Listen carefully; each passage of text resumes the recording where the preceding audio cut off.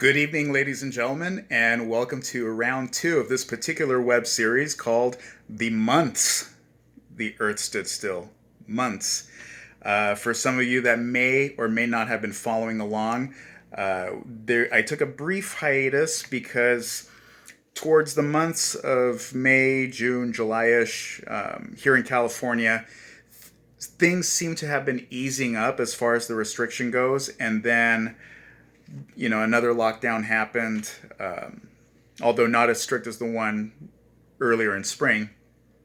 But in between these two lockdowns, a lot was happening. A lot of stuff going on in my personal life, and was busy building a recording booth in my old bedroom at my parents' house in Chino, to start doing like voiceover work, and that's been taking up a lot of my time. And also in between that time, I was doing a Zoom performance of the War of the Worlds radio play that Orson Welles did in 1938, and hopefully that will be up soon. But yeah, we did that in May, and it was a blast doing it. And yeah, one of the films that I'm going to be talking about leads us into the decade of the 1980s. So we're going to start with 1980s City of the Walking Dead, originally released as Nightmare City. Now, the reason that I'm choosing this is because, for whatever unknown reason, I do not own a physical copy of George Romero's Day of the Dead. And during lockdown, I wanted to review each of his zombie movies during the whole, coronavirus thing. But that didn't really work out. So this is kind of like the cheap substitute. So a little bit about this film. It is an Italian-Spanish co-production. It was shot in Madrid and was directed by Umberto Lenzi, who is an Italian director who has a little bit of notoriety in the late 70s for directing a lot of those like cannibal jungle films. And the star of this film happens to be Hugo Stiglitz. Now, for those of you who may be wondering why that name sounds familiar, in the film Inglourious Basterds, Quentin Tarantino had named one of his characters Hugo Stiglitz, named after this particular actor. Hugo Stiglitz was a Mexican actor who was mostly known for doing genre films back in the 70s and 80s. He frequently collaborated with Rene Cardona Jr. Rene Cardona Jr. was kind of like the Roger Corman of Mexico, and Hugo Stiglitz was often his leading man, starring in such films such as Tintorera, which was kind of like a 70s knockoff of 70s Mexican knockoff of Jaws, and a film called Survive, which was later, I guess you could say remade, but was later made into the movie Alive. They were both based on the same true story about the plane crash in the Andes.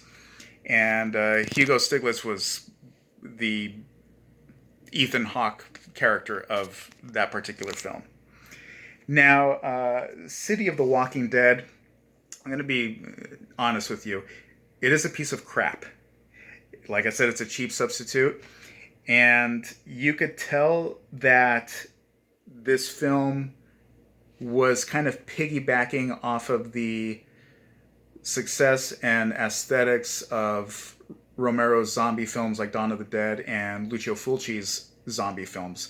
It kind of has that look. It kind of has that vibe, that dirty 70s grainy vibe to it. And like Dawn of the Dead, Hugo Stiglitz plays a TV journalist who is covering the arrival of a military aircraft, and the crew of this military aircraft, they burst onto the tarmac, infected, looking like hordes of the Toxic Avenger. and apparently these in, infected people have been succumbed to some sort of radiation sickness. And what's interesting is that the director was quoted as saying that he made this film as a response to nuclear weapons. It was supposed to be like it was meant to have an anti-nuclear message. Whether or not that translated is up for debate. But yeah, these I wouldn't even call them zombies, but they're infected people. You know, they run and they kill people. They don't necessarily eat them. So they're much more. It falls more in line as almost like a precursor to 28 Days Later. And yeah, check it out if you can, or if you want, if you have an iron constitution to check it out. I happened to get this particular copy from a cheap bargain bin double feature that has a heavily edited version of Dario Argento's Phenomenon, also known as Creepers, starring a young Jennifer Connelly and Donald Pleasance. Um, Much better movie than this. But yeah, it's it's I guess it's I wouldn't necessarily call it a guilty pleasure because it doesn't have too many entertainment